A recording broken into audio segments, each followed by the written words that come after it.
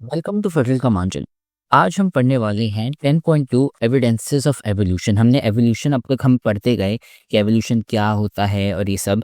अब हम क्या करने वाले हैं कि उसका प्रूफ पढ़ने वाले हैं, एविडेंसेस देखने वाले हैं कि अच्छा एवोल्यूशन की इतनी सारी एग्जांपल्स हमने पढ़ ली। अब हम थोड़ी और एग्जांपल्स देखेंगे जो प्रूफ करती हैं हमें कि अच्छा एवोल्यूशन सच है, और एविडेंस दिखाता है कि अच्छा नहीं, एवोल्यूशन असली है और सच है, जिससे ना आपकी पूरी एक ब्रांच निकली है जिंदगी।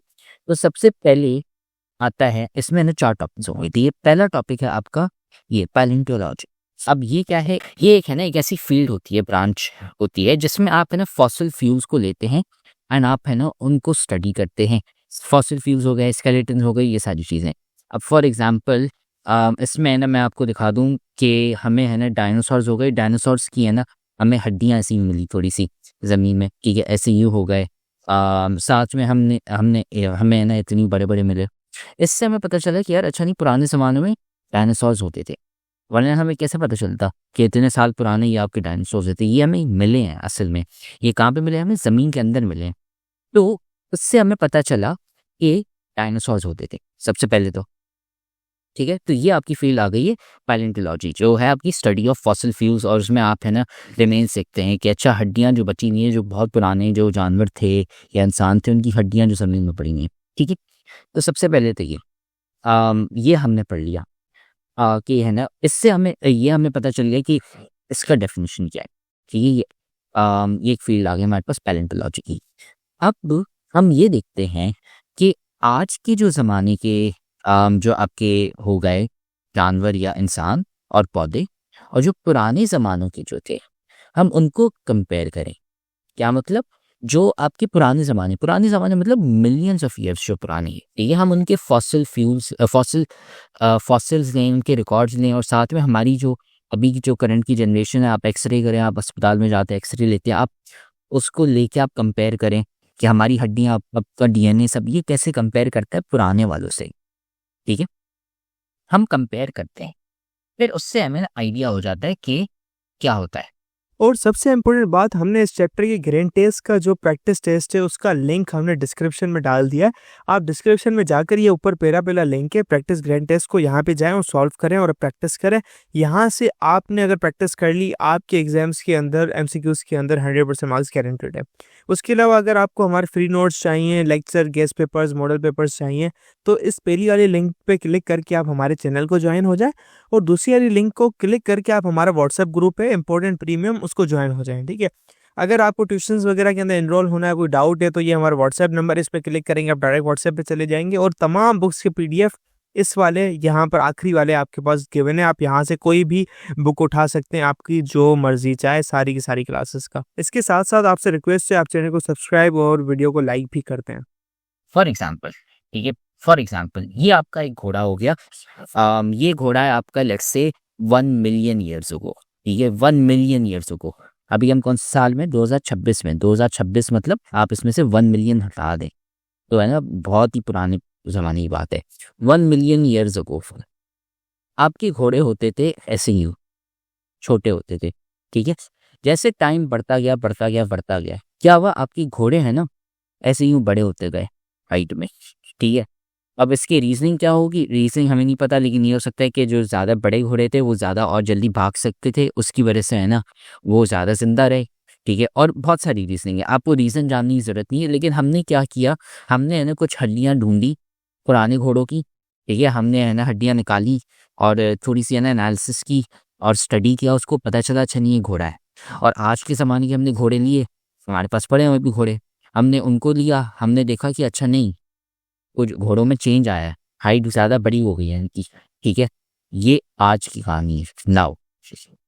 फिर हमने है ना थोड़ी सी बीच वाले जो घोड़े थे, जैसे ये हो गया आपका, let's say for example 100,000 years ago, not 1 million, 100,000 years ago. तो हमने उनको भी देखा और देखा कि अच्छा नहीं, ये है ना थोड़े से बड़े थे।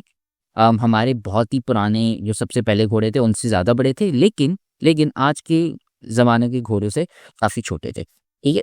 तो आपने क्या किया, आपने है ना ऐसी हड्डियाँ ली, फॉसिल्स लिए, और कंपेयर किया, ठीक है। और ये सिर्फ घोड़ों में नहीं चलता, ये और भी बहुत सारी चीज़ों में चलता है। इंसान हो गए, या फिर आपके जानवर हो गए, और बहुत सारे, या पौधे हो गए, इनको ना आप ऐसे ही कंपेयर करते देखो कि क्या चल रहा है, चेंज एवोल्यूशन में कैसे आया है।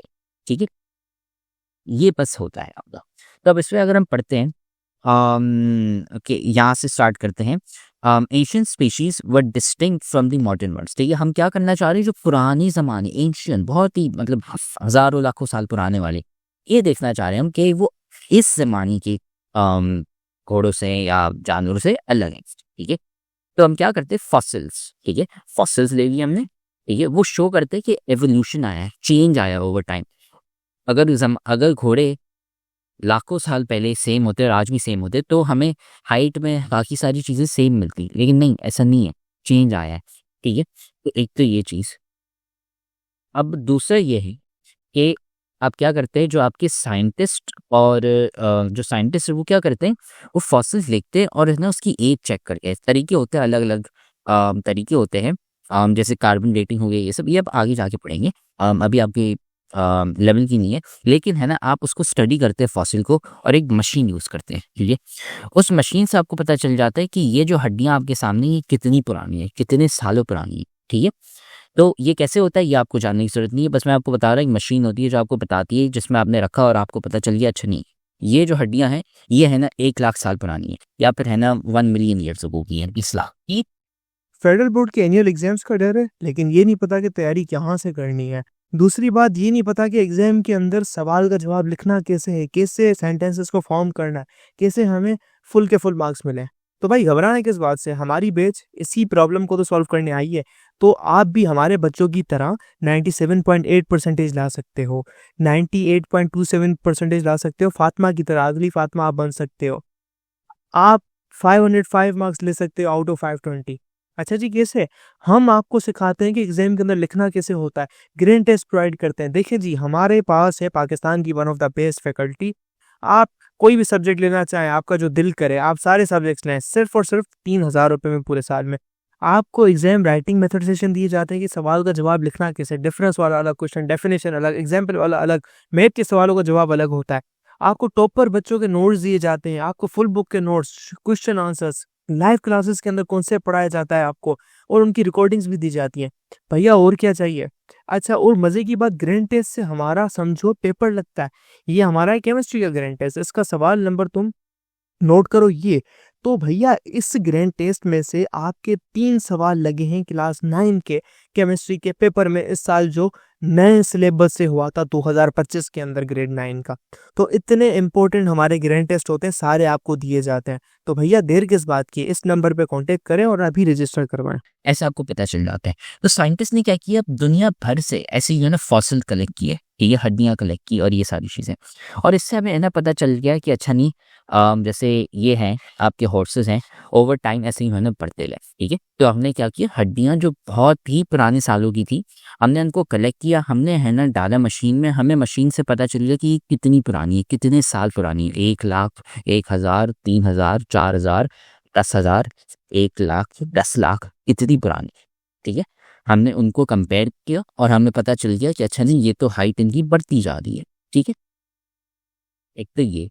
फिर दूसरा आता है कंपैरेटिव एनाटॉमी। और कंपैरेटिव एनाटॉमी करने से पहले, एनाटॉमी इटसेल्फ क्या होता है, तो एनाटॉमी एक ऐसी फील्ड है जिसमें आप है ना हड्डियों के बारे में पढ़ते हैं। ठीक है, ये एक ऐसी फील्ड है, जब आप अगर बायो में जाएंगे तो आप है ना पूरी मतलब जो ह्यूमन स्केलेटन होती है, आप उसके बारे में पढ़ते हैं, ये पूरा ह्यूमन स्केलेटन है, ह्यूमन एनाटॉमी। ठीक है, अम, तो इसमें क्या क्या चीज़ें आ जाती है, एक तो नंबर 1 कि आपका बॉडी का पूरा स्ट्रक्चर कैसे होता है, उसमें आप स्केलेटन के बारे में थोड़ा सा पढ़ लेते हैं, एंड जो आपके मसल्स हो गए, बॉडी पार्ट्स हो गए, ये सारी चीज़ें आप इसमें पढ़ते हैं। ठीक है, कि आपकी पूरी जो बॉडी है वो कैसे जुड़ती है, सिर्फ स्केलेटन नहीं, बट मसल्स हो गए और पूरी बॉडी इटसेल्फ कैसी है, ये आप है ना ह्यूमन एनाटॉमी में देखते हैं। तो कंपैरेटिव एनाटॉमी क्या है? अब कंपैरेटिव ये अंग्रेजी का अल्फाज है और हमने ये पढ़ा हुआ है इंग्लिश में, क्या कंपेयर करना, आप कंपेयर कर रहे हैं, क्या कंपेयर कर रहे हैं, एनाटॉमी। आपने क्या किया कि जो पुराने ज़मानों के या जो दूसरे जो जानवर हैं, आपने उनके है ना एनाटॉमी कंपेयर कर ली, मतलब उनके जो मसल्स हो गए, इनके जो बोन्स हो गए, उनके जो बॉडी पार्ट्स हो गए, वो आप कंपेयर करते हो दूसरों से। ठीक है, जब आप उनको कंपेयर करोगे तो आपको है ना थोड़ी बहुत सारी सिमिलैरिटीज दिखने लगती है कि अच्छा नहीं, ये तो सेम है, तो या फिर ये थोड़ा सा अलग है, तो ऐसे ही हमें पता चलता है, ठीक है। अब जैसे फॉर एग्जाम्पल ये यहाँ पे एक डायग्राम दी गई है, ठीक है। इंसान इंसान के पास ये एक हड्डी होती है यहाँ पे, ठीक है। आप उसको कंपेयर करेंगे एक डॉग की हड्डी से, फिर उसको आप कंपेयर करेंगे एक बर्ड की हड्डी से, और फिर यहाँ पे साथ में एक वेल हो गई, ठीक है। वेल अगर किसी को नहीं पता तो मैं वेल दिखा देता हूँ। एक समुद्री का होता है जानवर, बहुत बड़ी सी मछली होती है, ये वेल होती है, ठीक है। तो आपने है ना देखा कि अच्छा नहीं, इन सब चारों जानवरों में ये एक सेम हड्डी पड़ी है, इसका मुझे नाम याद नहीं आ रहा हड्डी का, लेकिन ये वाली जो हड्डी है बिल्कुल सेम है। ये इसमें भी है, इसमें भी है, परिंदों में भी है, और आपके वेल में भी है, मछली में भी है। तो ये क्या पता चला हमें यहाँ से कि अच्छा नहीं, हमने कंपेयर कर लिया, ठीक है।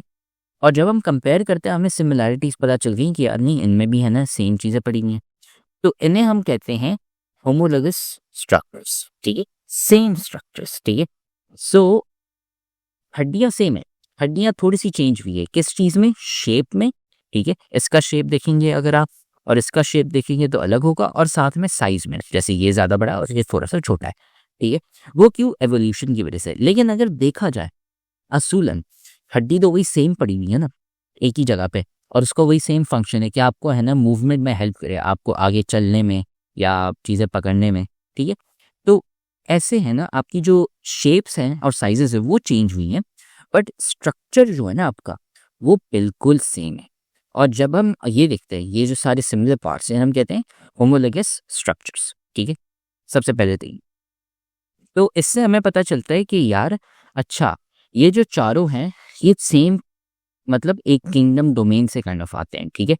तो हमें पता चला कि अच्छा ये सेम स्ट्रक्चर्स इनकी हैं, बस शेप्स और साइज अलग है। तो उसकी वजह से जब हम वो बनाते हैं ना एक ट्री डोमेन किंगडम फाइलम का, तो हमें पता चल गया कि अच्छा नहीं, ये है ना सेम डोमेन में आती हैं, ठीक है। जैसे आपके हो गए यूकरिया, ठीक है। फिर यूकरिया में अलग अलग किंगडम्स होते हैं, ठीक है। तो उसमें एक किंगडम है आपका मैमलिया, ठीक है। तो हमें पता चल गया कि अच्छा नहीं, क्योंकि ये चारों जो हैं ह्यूमन, डॉग, बर्ड, वेल, इनमें है ना सेम लाइक सॉर्ट ऑफ एक स्ट्रक्चर पड़ा हुआ है, उसकी वजह से ये चारों है ना इसमें आ जाती है मैमलिया में, ठीक है। तो ये काफ़ी सिमिलर है। अगर मैं आपको सारी डोमेन सिखाऊं, डोमेन एंड किंगडम लिस्ट, ठीक है। अगर ये हमने पढ़ा था चैप्टर नंबर 2 में, डोमेन किंगडम फाइलम, और अब ये बचपन से पढ़ते आ रहे हैं, ठीक है।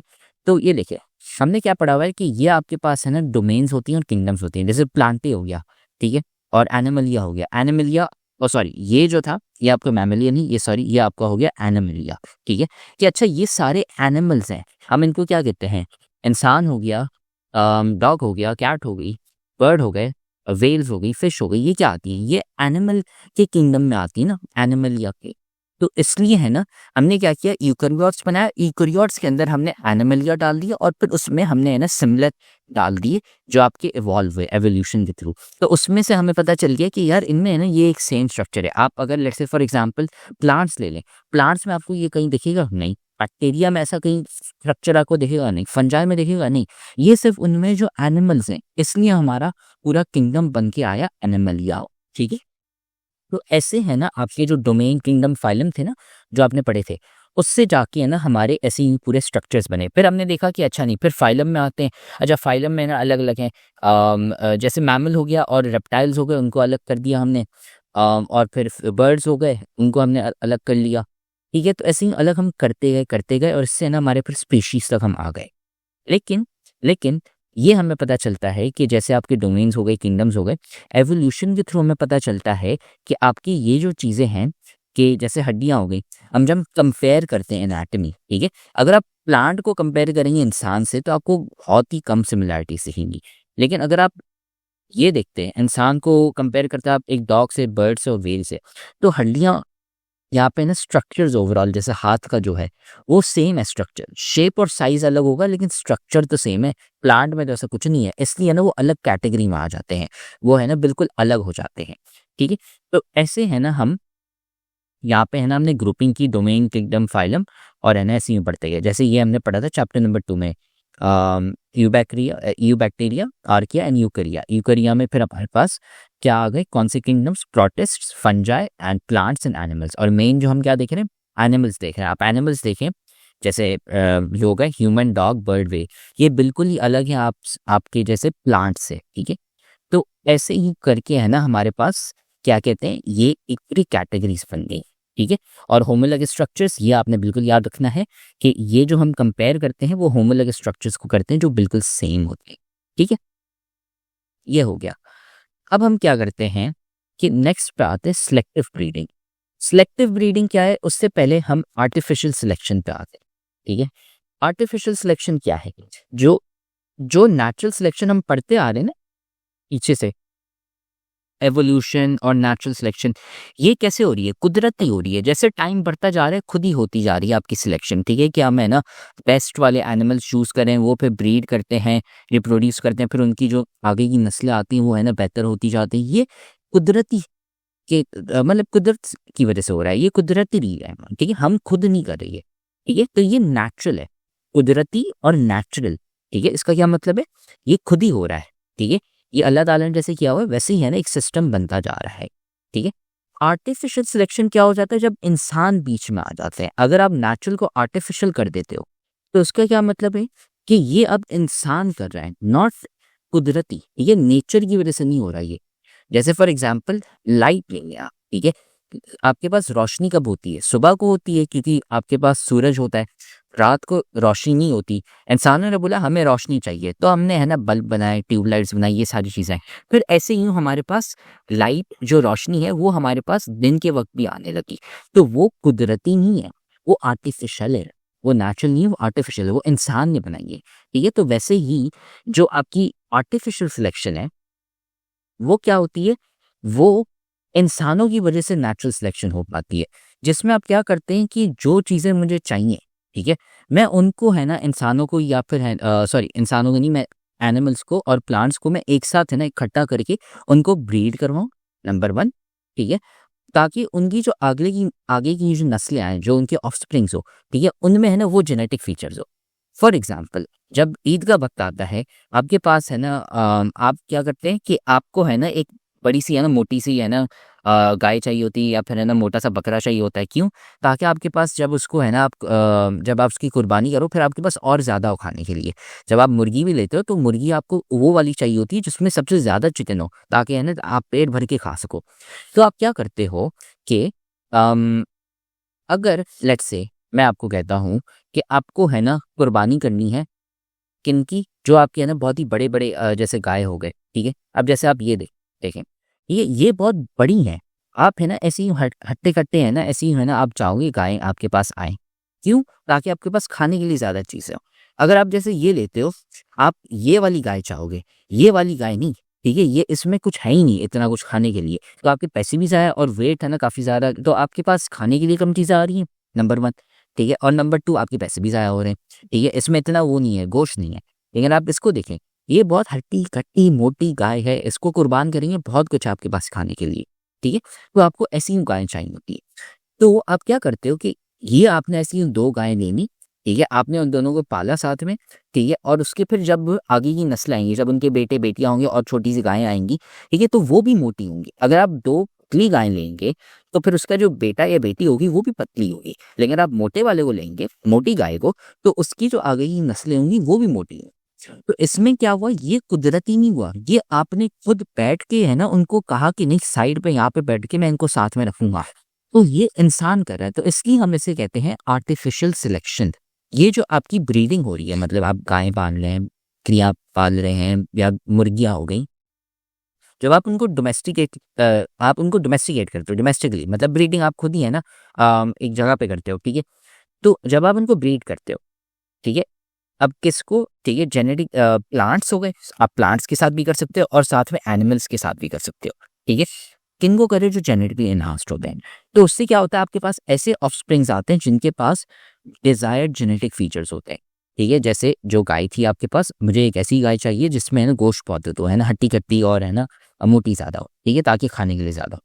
तो ये आर्टिफिशियल सिलेक्शन है, जिसमें नेचुरल सिलेक्शन जो है ना आपकी, ठीक है, नेचुरल सिलेक्शन नहीं है, अब आर्टिफिशियल, आप है ना खुद उसको फोर्स कर रहे हैं, ठीक है, ये आर्टिफिशियल है, इंसान कर रहे हैं। अब उसके बाद सिलेक्टिव ब्रीडिंग जो आती है आपकी, अम, उसमें ये है कि सिलेक्टिव ब्रीडिंग एक तरीका है, ठीक है। सिलेक्टिव ब्रीडिंग एक ऐसा तरीका है, ठीक है, या फिर एक दूसरा नाम हो गया आर्टिफिशियल सिलेक्शन के लिए, ठीक है। तो आर्टिफिशियल सिलेक्शन कैसे करें, आप सिलेक्ट करें कि मैं कौन से जानवरों को ब्रीड करूं या कौन से पौधों को मैं ब्रीड करूं, ठीक है। ये सिंपल सा है ना कॉन्सेप्ट है artificial selection and selective breeding का, ठीक है। आर्टिफिशियल सिलेक्शन जो है तो मैं यहाँ पे लिखूंगा आर्टिफिशियल सिलेक्शन। इसके अंदर है ना दो किस्मात आते हैं जिससे आप है ना आर्टिफिशियल सिलेक्शन कर सकते हैं। एक होता है आपका सिलेक्टिव ब्रीडिंग, ठीक है, और दूसरा है हाइब्रिडाइजेशन, ठीक है। ये आपके है ना जानने की ज़रूरत नहीं है, अभी फ़िलहाल आप छोटे हैं, ये सिलेबस में नहीं है, आप आगे जब आएंगे क्लास 11 में फर्स्ट ईयर में तब हम देखेंगे, ठीक है। हाइब्रिडाइजेशन, ठीक है, ये है ना दो तरीके होते हैं जिससे आर्टिफिशियल सिलेक्शन होती है, ठीक है। मेन आपको है ना जो जानना है वो सिलेक्टिव ब्रीडिंग ही जानना है, वो आसान है। अब नेक्स्ट आते हैं कि अच्छा ये हमने इंसान के लिए कर लिया, अब है ना जो आपके जानवर हो गए उनके लिए कर लिया हमने कि ये जानवर इंसान। पौधों पे आते हैं, ठीक है। पौधों में क्या है कि अगर मैं लेट्स से आपको ये दिखाऊं, ठीक है, अगर आपको कॉर्न खाना है, आप ये वाला कॉर्न देखें और ये वाला कॉर्न देखें, आप चाहेंगे मकाई लेने तो कौन सी वाली मकाई लेंगे, ये वाली लेंगे या फिर ये वाली? ऑफ कोर्स मैं राइट वाली लूँगा, इसमें है ना ज़्यादा है सीड्स खाने के लिए, मकाई मैं ऑब्वियसली राइट वाली लूँगा ना। तो अब आप ये वाली मकाई कैसे पकाओगे, इसकी सीड्स होती हैं, ठीक है। तो मैं आपको इसकी तस्वीर भी दिखा देता हूँ, कॉर्न सीड्स, ठीक है। ये देख रहे हैं सीड्स जो आप खाते हैं, फिर उसमें सीड्स आती हैं, ठीक है। तो ये जब आप खा लेते हैं, ठीक है, फिर उसके अलावा होता क्या है फॉर प्लांटिंग, मैं आपको ये वाली दिखाता हूँ। इसमें से जो सीड्स निकलती हैं वो वापसी है ना जाती हैं ज़मीन के अंदर, जिससे क्या हो सके, वापसी है ना वो उग सके। अगर मैं आपको ये दिखाऊं, आप मकाई कैसे आप कैसे मकाई उगाते हो, आप ये जो कॉर्न सीड होती है ये आप इसको ज़मीन में रखते हो, फिर आप इसको उगाते हो फार्म में, बाकी इससे है ना फिर वापसी है ना मकाई जो ये वाली हो गई, ये वाली है ना उग सके। अब अगर मैं ये वाली सीड्स डालूंगा तो मेरी है ना ये वाली वापसी मेरा रिजल्ट आएगा। अगर मैं एक बहुत ही पतली सी मैं मकाई डालूंगा ज़मीन में और कहूँगा कि अब ये मेरी उगे, तो ऑब्वियसली मुझे रिजल्ट में जो मेरी मकाई पकेगी वो जो उगेगी ज़मीन से वो इतनी पतली होगी जैसे ये वाली है। लेकिन अगर मैं एक अच्छी सी मकाई की सीड्स लूँगा और उसको डालूँगा ज़मीन में, ठीक है, तो मेरे पास रिजल्ट में क्या आएगा, एक ऐसी बड़ी सी मकाई आएगी, ठीक है। तो मुझे क्या करना है, मुझे ऐसा कॉर्न कॉर्न की सीड्स रखनी है ज़मीन में, ऐसी सीड्स जमानी है और उगानी है ताकि मेरे पास रिजल्ट में बहुत ही बड़ा सहसीन आए कॉर्न, वरना नहीं तो लोग खरीदेंगे नहीं, ठीक है। तो ये है ना जो चीज़ हम कर रहे थे भाई के साथ, हम वही सेम चीज़ रिपीट कर रहे हैं कॉर्न के साथ। जो आप सेम चीज़ करते हैं बकरों के साथ, भैंस के साथ और मुर्गियों के साथ, वही सेम चीज़ सारे प्लांट्स के साथ होती है, ठीक है। चाहे फ्रूट्स हो गए, वेजिटेबल्स हो गए, सबके साथ सेम चीज़ होती है, ठीक है। यहाँ पे वही लिखा हुआ है कि farmers have been using selection to create plants with desired features for ages, ठीक है। तो ज़मानों से क्या होता जा रहा है कि अगर आपको एक मोटा सा एप्पल चाहिए तो आप क्या करते हो, आप है ना एप्पल, अब मैं आपको एप्पल सीड्स सिखाता हूँ, एप्पल सीड्स,